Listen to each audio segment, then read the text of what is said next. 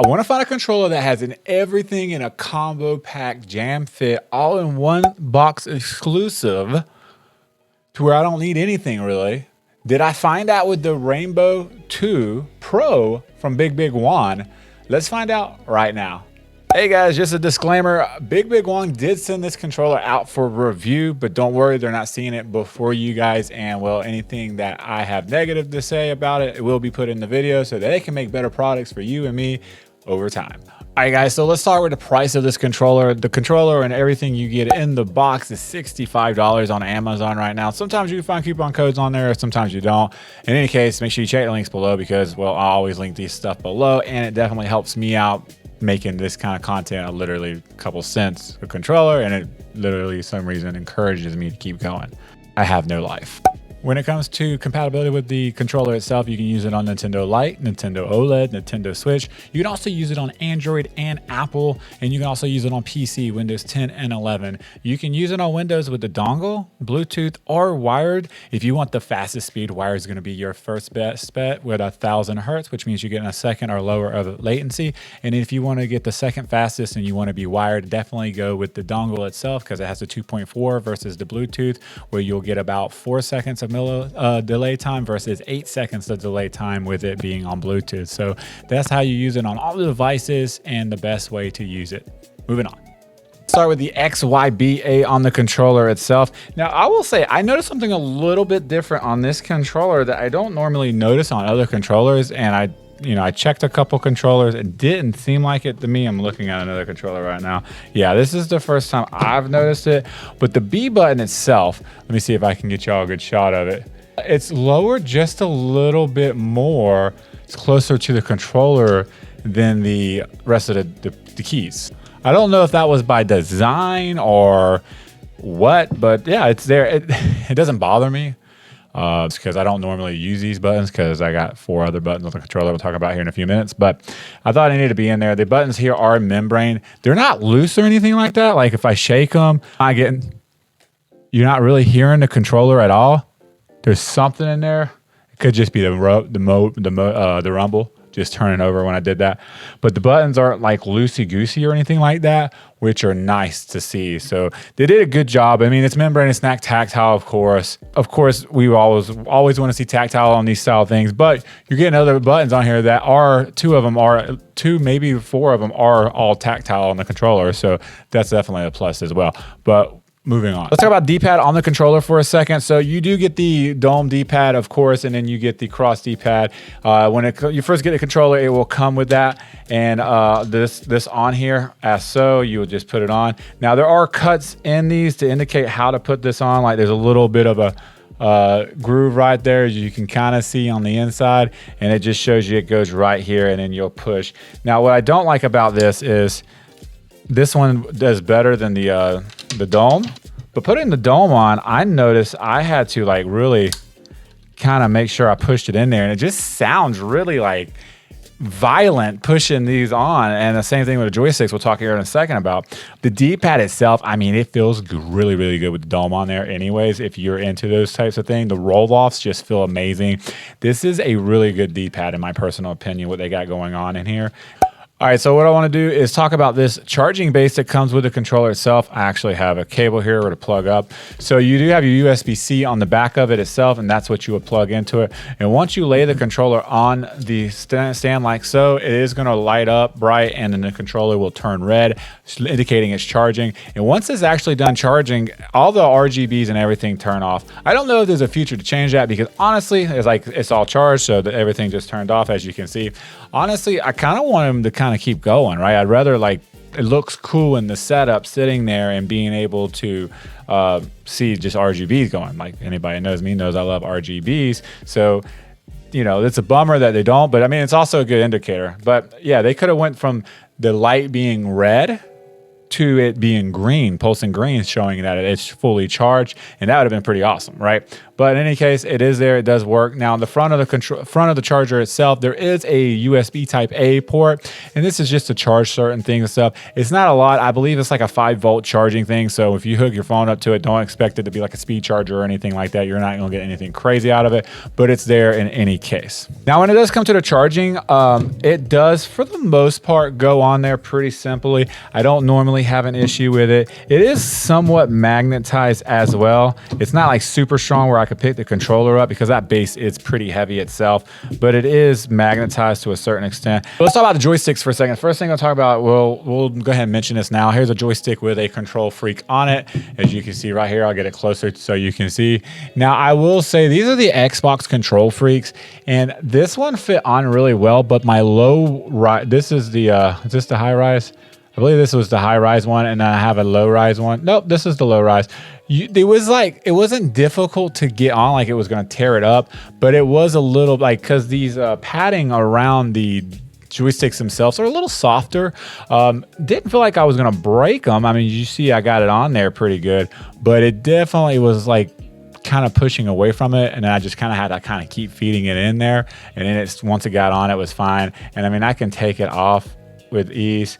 Now, I will say, looking at it now, there is a little bit of a groove in it. Not bad at all, in my personal opinion.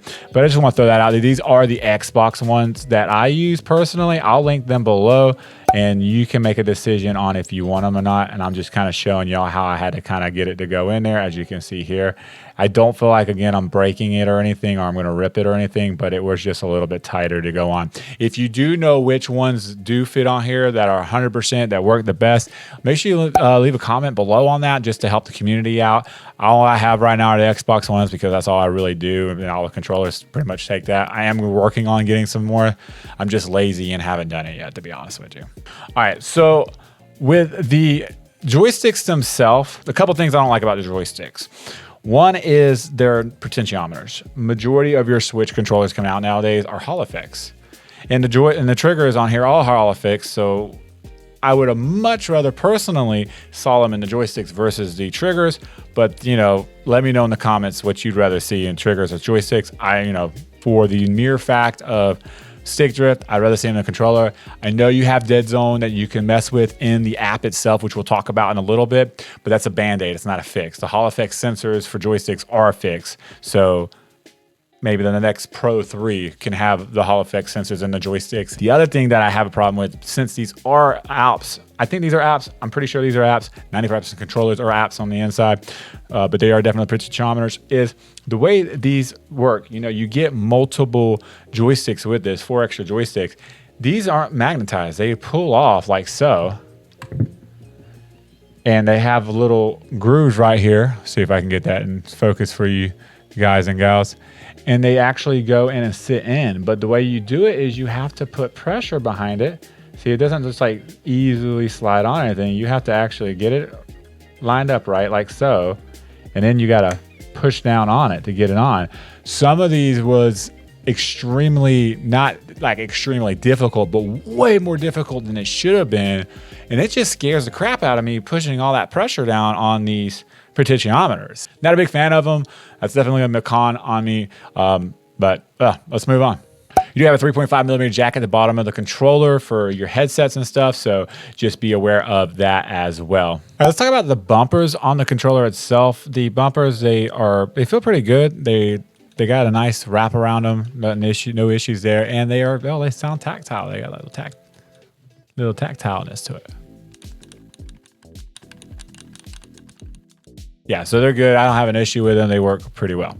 Moving on to the triggers themselves on the controller. So you do have the Hall effect sensors, as I mentioned before, in the triggers themselves.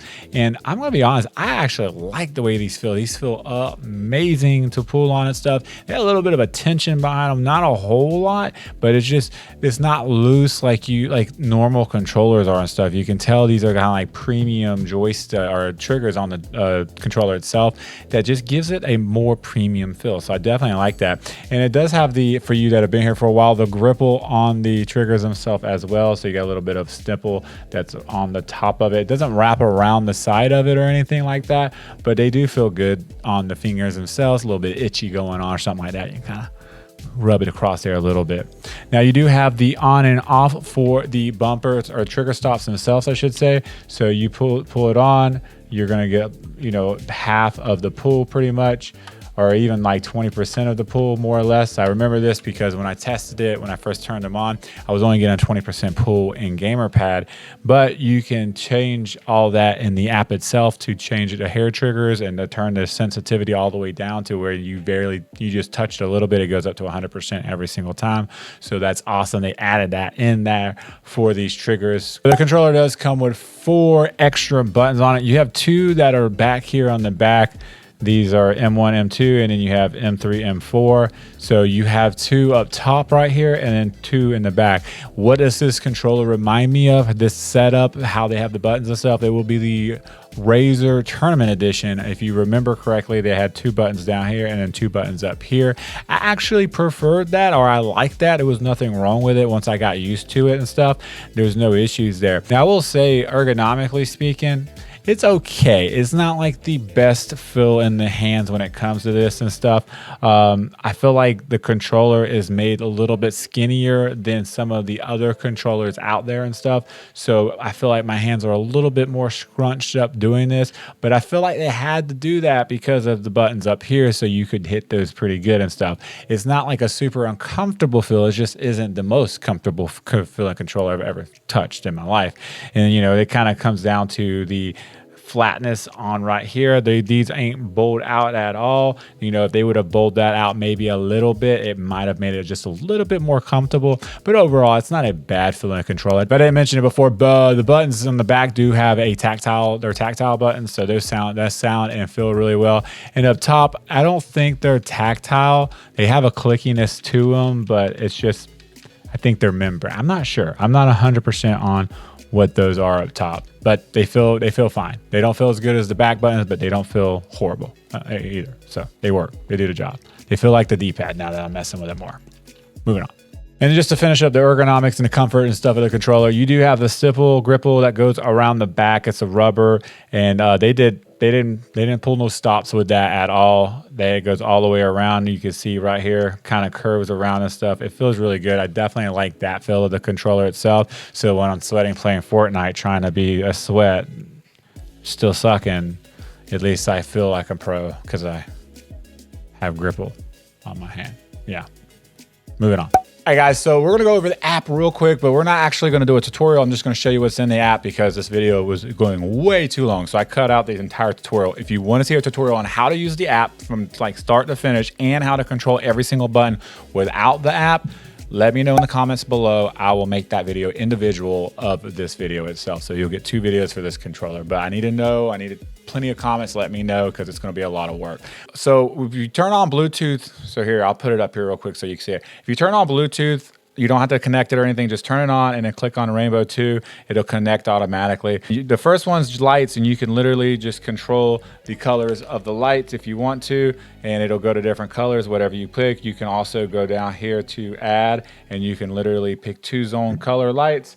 You have different modes right there and stuff. Config is, well, you can make different profiles and stuff like that, and we'll just click on one so you can see. So the first one is motion sensor for the gyroscope. Your sticks, the only thing I'll say about that is you see right here where it says 2, you will bump that down until you don't have stick drift. The thing comes out of the box a little higher than that. I think it was like 5 or something like that, and then just set it at that. So I was able to get down to 2 without having stick drift. And then your triggers, the only thing I'll say about that is your left and right trigger, bring it all the way down so you get 100% pull as soon as you touch the trigger. That way when you have trigger stops on, you're still getting 100% pull. So if you're driving cars and stuff that need 100% pull, you'll still go fast, like Call of Duty and games like that. And you can also turn on hair triggers if you want to as well, but you can just set those up like that and they work pretty well.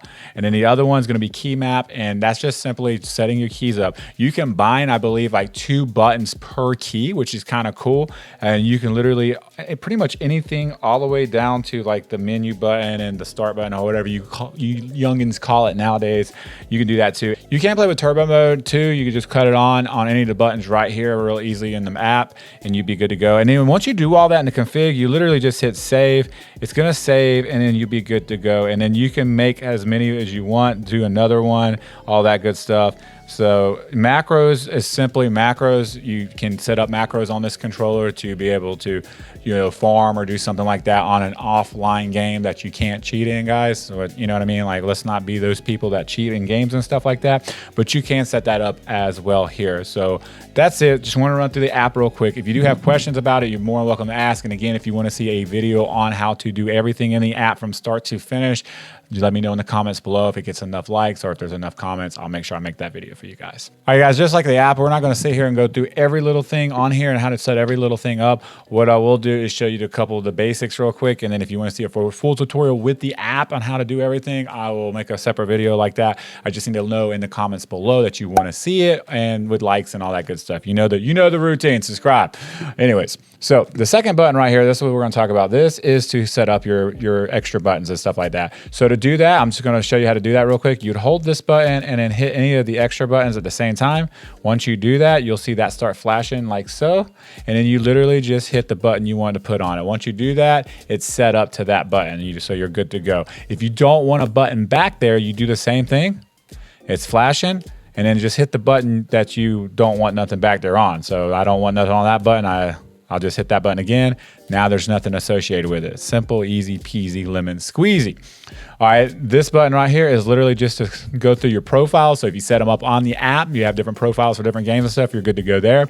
This one is for macro setup and stuff like that. So you're good to go there. And this button is for turbo mode. And all you would literally have to do is press this button and a button at the same time, like that, and then you're good to go. You see how it's lighting up because it's on turbo mode, and then you can switch back and forth on how fast it goes by holding that button and left and right on the D-pad for 5, 10, 25 or something like that for milliseconds. Again, you can do all this in the app as well, but that is just a simple rundown on how to use all this. Let's wrap it up. All right, so my final thoughts on the controller is this. For $80 with the kit, you're getting an extra D-pad, extra thumbsticks, you're getting a charging stand to put it on, and you're getting an app that you are able to, customize this controller 100%. You get turbo mode, you get, freaking macro mode. You get a bunch of stuff for $80. Now, you can opt out, and at the beginning, you saw where I probably messed up. You can get the controller by itself, $65.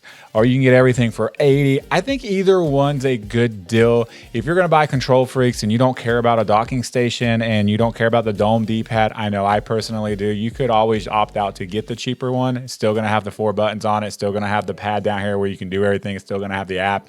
But for me personally, I'm gonna get the $80 one just because I want everything in one thing. I wanna be done in one swoop. I wanna buy it and not have to worry about it. For $80, you're getting a good deal. I will throw out there, my caveat on this controller in particular is going to be the joysticks, where they're not Hall effects, and you have to push down to put these on and off for the other joysticks and stuff. So I'm not a big fan of that. But really, overall, the controller feels really good. It feels premium, and I have no issues with it at all. So if you want to check this controller out, the bundle or the controller by itself, please make sure you check out the links below for you guys. And I'll see you guys in the next video. Peace.